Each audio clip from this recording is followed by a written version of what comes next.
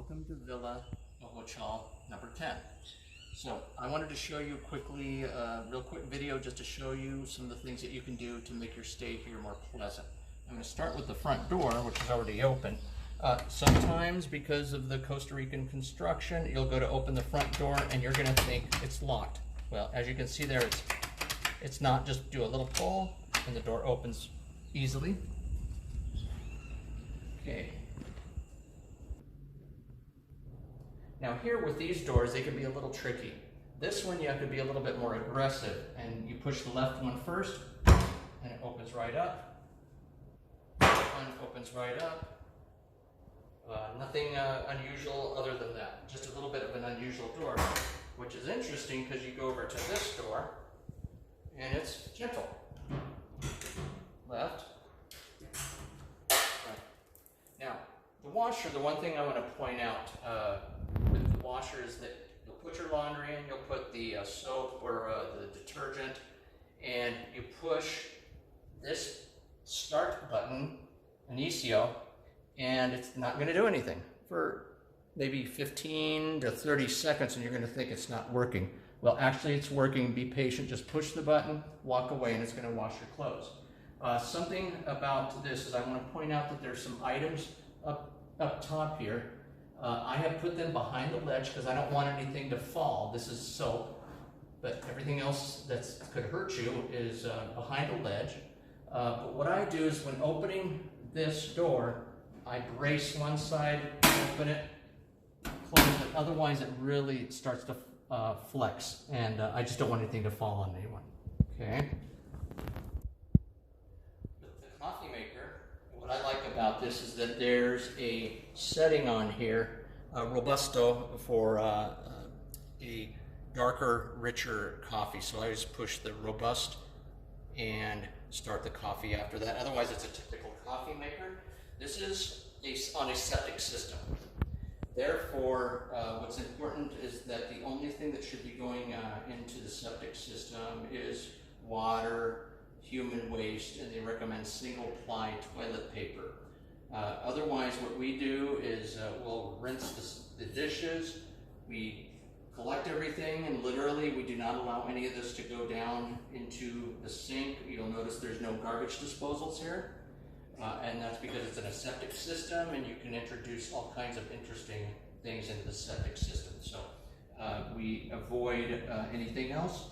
For example, let me talk about, let's go over here, and I need a fry pan. If one of us are cooking, which I'm not a good cook, so I'm going to say it's when my wife cooks, she'll cook, and if there's grease left over, we allow the pan to dry. We don't set anything super hot on the countertops. We let it cool down. When it's cool, we'll even set it into the refrigerator to where the grease will harden.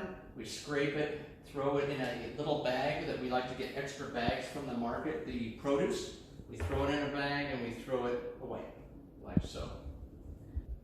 Now over here, this type of a ceramic cooktop is new to us. And our first problem is that we were using a similar towel like this to pick up a hot pan. It touched the surface and it immediately melted because most of these towels are made out of acrylic. And so it was a mess, and we had to go through a terrible cleaning process of using vinegar and soaking it in a scraper to get it off, and it took probably a couple hours. So to avoid that, we purchased silicone mitts and silicone pads to handle the hot items. You'll notice a red light that lights up when it's of any risk or danger. You want to pay attention to that. It looks like it's cool. You touch it, you can burn your hand. We also have a Ceramibrite or another product. We have two different products that you can clean it with these items here. Avoid things like Ajax and so forth, so that's not recommended. If you have any questions about this top, give us a call and we would be glad to answer anything. We've always cooked with gas, natural gas at home, so this has been a learning experience for us here. Okay. Okay, I wanted to talk about, this is the house of remote controls. I believe our last count was 16, and we've even discussed there may be more than that. For example, just this wall to the left of the sliding glass doors leading to the garden, we have our remote control just for the shade. The shade has two purposes. In the early morning hours from about 6:30 a.m. to around 10:30 a.m., the sun is rising and it can get pretty hot, so we like to lower the shade down during that time period. But even in the mornings, we found something that broke our heart, because birds were running into the window and being stunned. We did some more research, and we've learned that even if they shake it off and fly away, we were holding them in our hands and they seemed to be fine, they flew away, they are probably going to die from brain swelling. So what we like to do is probably a good portion of the day, we keep the shade in the mid-level position, and that's to keep the birds from coming in at a high rate of speed and crashing into the window. We haven't had one incident since we installed this shade. Now, back to the remotes, it's an interesting system here, is that if you turn off a light from the remote, but not from the switch, during the next power outage, the light comes back on. I am not an electrician, I can't explain it. So what we typically do is that when we're leaving, we will turn the lights off by the switch, which shuts everything down, and you won't have a surprise after several hours being away that your lights were all on. Now, one thing that I wanted to mention is that we have never had a crime occur to this property, even though this property was completed in October of 2021. But we are adamant about when we leave to protect the property, is that we lock all doors and windows religiously, and in fact we have a routine where one of us checks to make sure the other one did a good job in locking up. Something I want to show you about this door is that sometimes it can seem like it's really hard to latch. You're trying, it's like, why isn't that latching? Well, I found out that if I pinch, it latches very easy. So again, it has to be together, because this has to be depressed fully to allow it to be locked. So I usually do it like, and lock it like so. My wife has had something installed that is, you may wonder about this latch. Well, we feel so safe here that we sleep with every single window open every single night.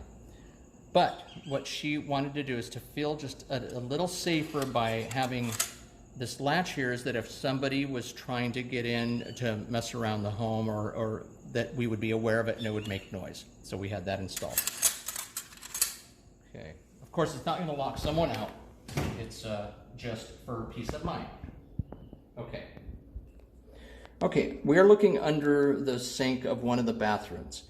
Each bathroom has its own instant electric hot water tank system, instant electric heating system. One time I was putting something away and I accidentally touched this button and it turned the unit off, and then I didn't understand why it got cold, but I didn't see that I had turned it off. So just be aware that if it stops heating properly, take a look under the sinks and see if somebody just bumped the off switch. You can also turn the temperature up or down, but it's preset.